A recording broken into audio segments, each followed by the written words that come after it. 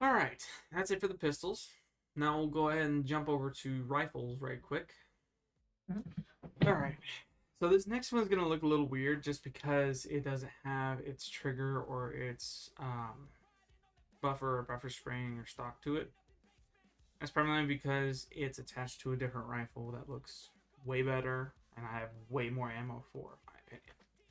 So this one was the very first upper slash and lower AR that I have ever purchased. This was also from the same pawn shop I got the Canic from. This is the upper to a 300 Blackout AR-15 with a vertical grip. You got flashlight, laser. It's got a coil and this thing, which I accidentally broke. I broke that, unfortunately. Yeah, there's not much really else to say. For AR-15s, you have pretty much the bolt that goes into the midsection. You pull this back and it chambers around. Yeah, you're in a blackout. Woo. This was the very first of all of them, and this has started a tradition in my household. So my dad, when I turned 18, said it'd be a great idea to get my son a 12 gauge. He was not expecting me to go for 450 cals now.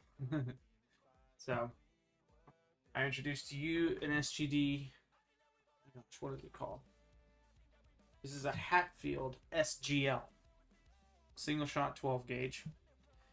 I've got me a Browning sling on it, as well as a sock with some fine 12 gauge. I think that one is triple lock buck.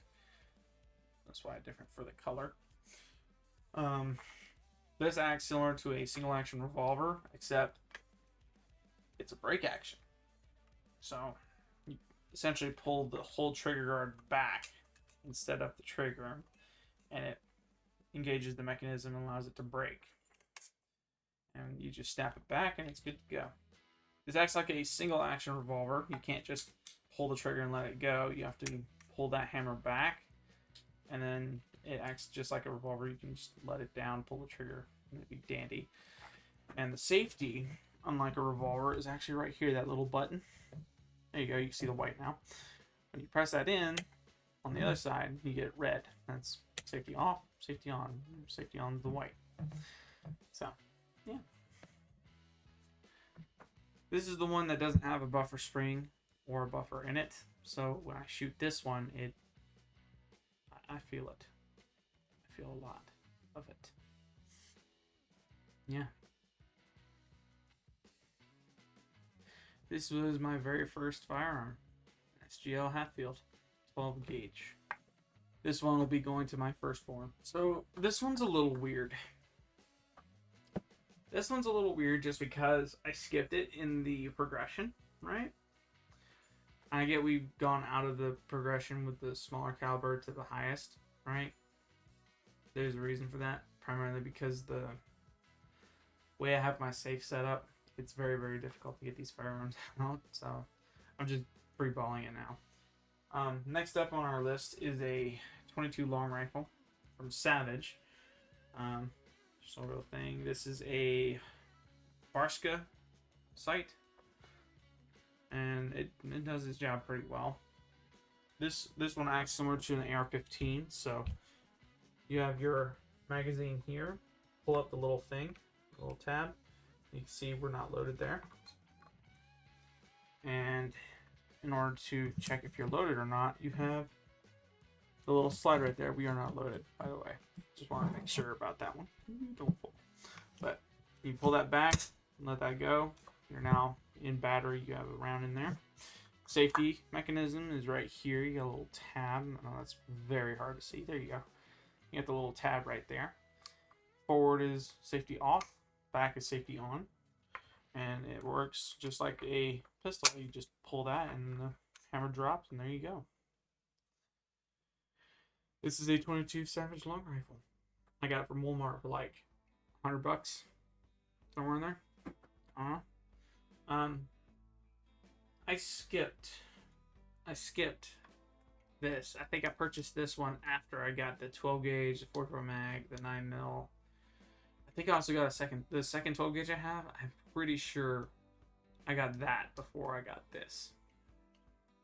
I realized I was going around too much in the higher calibers and I was missing a lot of my shots, so I stepped it back down. And everyone else in my family had a 22 long rifle, so I went ahead and got me a rifle, just cause. All right, so this one's a step back in the story side of the progression, as well as step up in caliber, sorta. I think they're roughly the same size. I don't know if 5.56 is smaller than 22 long rifle. I could be wrong. I do know it comes to a point, so at some point it does get really, really small. This Joker, whoops, is my 5.56. There is no real brand of this. I purchased this whole upper from a completely different company. I don't know what the name of it was, but the lower is a DT3. I don't know what the lower is. I don't know what any of this is on it except for the sight mark, magnifier, and red dot, as well as the Caldwell bipod. Yeah, this is my 5.56 AR-15. Not much really to it. This one I've been told is my most interesting firearm by all means because of the modes it has on it and the fact that it's the only red one that I have. So an AR-15 pretty much operates much like a pistol, surprisingly. You got your mag drop here. You click that out. There you go. That's a 60 round mag. Let that go in. Much like that 300 blackout, you pull this right here to charge your round, and then with the magazine loaded, it'll go forward on its own and chamber around. But until then, you got this little button right here, your slide release. Let that go. And unlike most AR-15s, AR-15s are typically semi-automatic, but they can come with switches on their lowers. And this one has one. So you have safety, which is straight up with that arrow. You've got semi-automatic, and then you've got what's called binary. Semi-automatic, you pull the trigger once, and the whole thing goes off one time. It doesn't do anything else. But if you go to binary, you can pull the trigger once, let go of the trigger. Pull the trigger once, let go of the trigger. You just fired 4 rounds, not 2. That's the difference between semi-automatic and binary.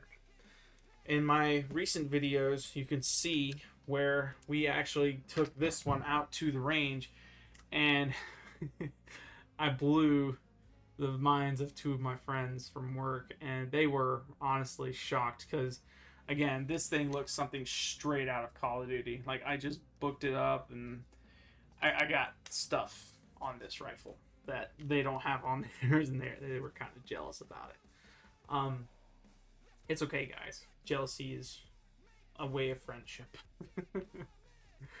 But we took it out there, we shot a couple times, and I've put easily over 1,000 rounds through this, no question about it.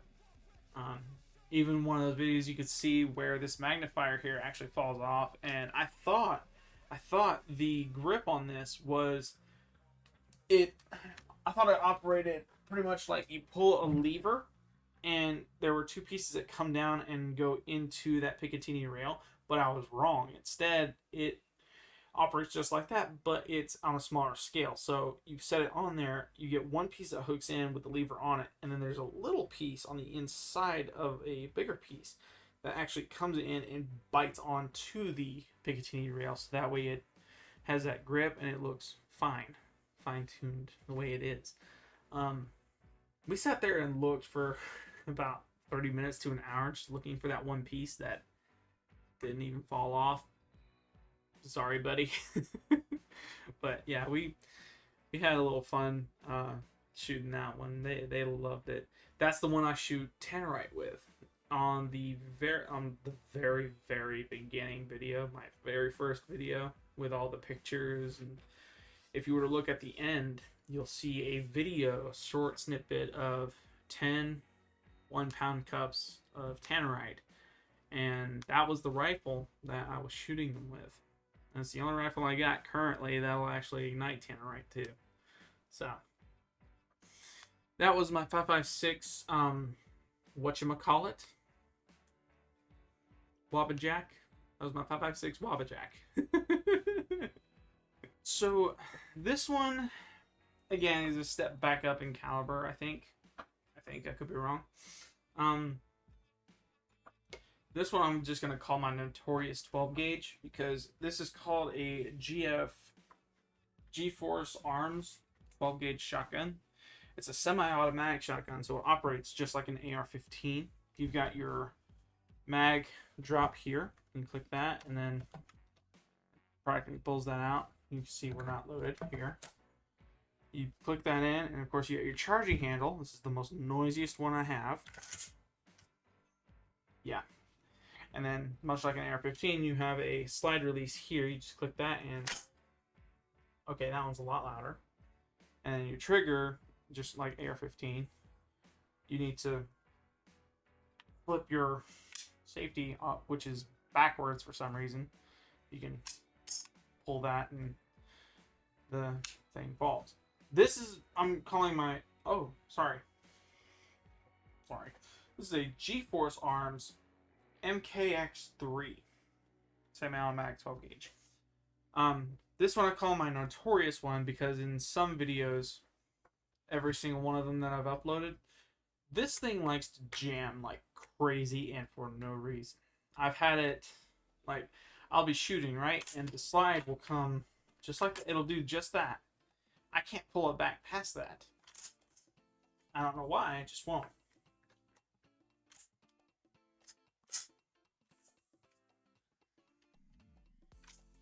I think it's because the safety's on. Let's see if that works. Safety's on. Off now. And it does that quite well. Yeah, there we go. Because the magazine's in. But, I've had it do that with the safety on. With the safety off, I have shot it. It come back all the way, right? Sometimes it won't lock. Sometimes it will.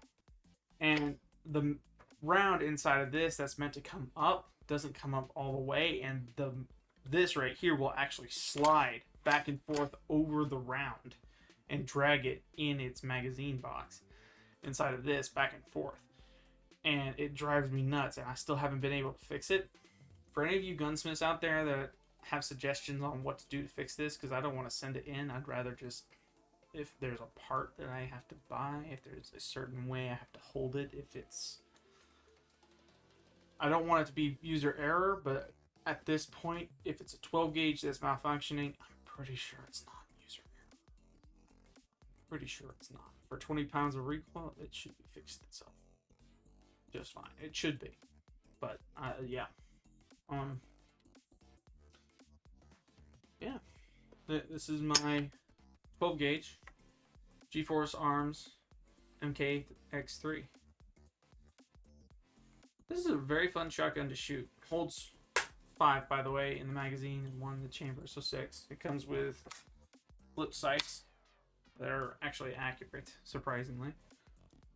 And yeah, aside from the red AR from earlier, this one, honestly, to me, looks more like something straight out of Call of Duty. I think they were calling this an assault rifle, not a shotgun. It's very, very different. For those of you who are interested in this kind of content, hit that subscribe button and like button, because you know you're going to want to see more, and the like button gives me motivation to make more. Comment down below what firearms you'd like to see on the channel, because I am currently investing in a newer firearm, which I'll get to at the end of the video, because I want that to be a big bad surprise. Yeah. A lot of these rifles I either purchased or were handed down to me, and honestly, I am grateful. Alright, so a lot of the firearms you saw before were a little overkill. You had very high power pistols, you had very underpowered rifles with loads of attachments to them. Fred decided to join the party. Um, this one, it needs the attachments. I might be adding more, maybe a vertical grip. This was the second 50 caliber firearm I ever purchased. I got this from my granddad. He built it from the ground up. All of these, like everything you see on this rifle, he bought specific to the part and made this out of different AR-15 parts. It's not a ghost gun because there are serial numbers on them, and this is a very, very, very, very, very the coolest rifle that I have, in my opinion. This is the most high-powered rifle I have. This is chambered in 50 Beowulf. Massive cartridge. If you were to put it next to a 50, or not 50, a 500 Smith & Wesson Magnum, you wouldn't be able to tell the difference aside unless you were looking directly at the primer head. And yeah, we'll get to that in a minute. As you can see, we have a 6-saucer Romeo 5 on for the sight. We have got a bipod up front for good reason, and this thing takes box mags, standard, I think M4 box, or yeah, M4 box mags. You got your mag release here, so you can pull that out. As you can see, we're not loaded. This in. Unlike the red one, this does not have a binary trigger on it. Hallelujah. That would suck having to fire 2 Beowulf at the same time. You got your pull as usual. The magazine in it stays. You got your mag release here. And it pulls forward with the safety off. Pull and the hammer drops. For the firing pins released anyway. This one's the only one I have a problem when the safety. Yeah, safety doesn't want to. I don't know. There you go. Weird. I had to pull the slide down a little, click it back in, and then let the safety do its thing. But yeah, this thing fires 50 Beowulf. I've sent maybe. Let's see, I bought 250 rounds from him. I've got 20 left. I've sent 230 rounds out of this thing. He sent a lot more downrange. Comes with 2 flip sights that I don't even use because, yeah, there we go. I don't even use those. Because this thing right here is very well sighted in. You've seen me actually shoot this before on, I think, 2 of my videos. I was hitting the 100-yard mark with this, and you could hear it clearly on the video. Like, this thing packs a lot of punch. AR-500 steel, when you're comparing the shots from this, the 500 Magnum, and the white Desert Eagle, the Desert Eagle smacks really, really hard, but that's about all it does. It smacks really, really hard. The 500 Magnum will actually put a dent in AR-500 steel, but it's not like the dent you would expect from a smaller, faster round meant for penetration. For instance, 300 Win Mag, you can actually see and feel a dent. 500 Magnum, you can't really feel it unless you really graze past the impact site, and even then, it's one of those, okay, where's the dent in the first place? You can't see it if you're up close, but you can see it from the side and you can feel it definitely. This one is meant to penetrate as well as to smack. Yeah. This one will put a dent in those, I'm gonna say. This one will definitely put dents in those. And you could see, feel it, everything. Definitely high powered. But yeah, this was the 50 Beowulf my granddad built from scratch. Thanks, Granddad. I spent $1,000 on this and 250 rounds, as well as 2 box mags and a case for it to protect it from any rain or water stuff. And it's maintained really well. I've been taking care of it, Grandpa, I promise. And yeah, it's a really, really fun rifle to shoot, even with the bipod. Like, I thoroughly enjoy shooting this rifle. I really, really do. If I had to go into a zombie apocalypse, I wouldn't take this just because of how heavy it is, but I would definitely consider it. This is one of the top two I would take, right next to the red one. Yeah. So you've seen me mention the 350 cals I have. Of course, the Beowulf, the 50 AE White Desert Eagle, and the silver 500 Smith & Wesson Magnum. I am currently in the process of investing in a 50 BMG. This is a Barrett. This is not a Barrett. I'm hoping for a Barrett M82A1. It's semi-automatic. Should hold about 10 in the box, 1 in the chamber, if I'm not mistaken. Very pricey gun. In fact, the total of what you've seen today, like all the rifles and all the pistols put together, if I were to sell all those for the original price, I could probably buy a 50 BMG semi-automatic right this minute. No, I could probably sell half of them again this minute. I really could. That is my goal this year. That is my singular one ultimate goal. Is a 50 BMG that is semi-automatic. I'll have a 50 BMG. I will have my 4 Blue Eyes White Dragons. For those of you who don't know the story, watch the very first episode of Yu-Gi-Oh! Might be a little weird at first, but it is a show made in the 1990s, so all worth it. Yeah.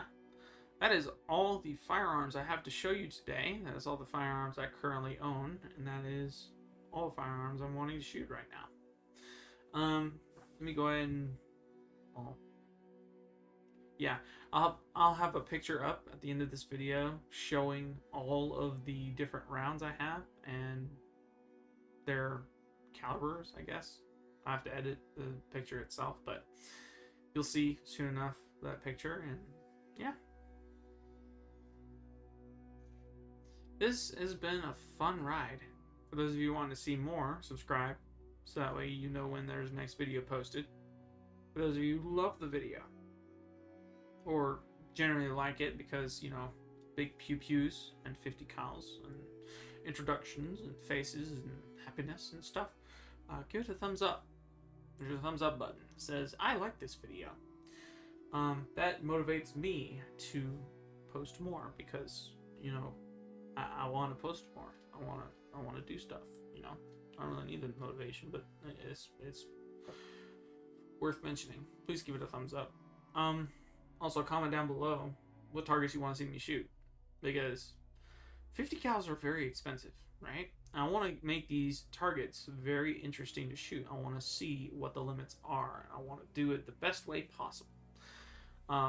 Fruit's the most obvious choice, and that's on the bucket list. Come up with another target or 2, or 3, or 4, 700. Who knows?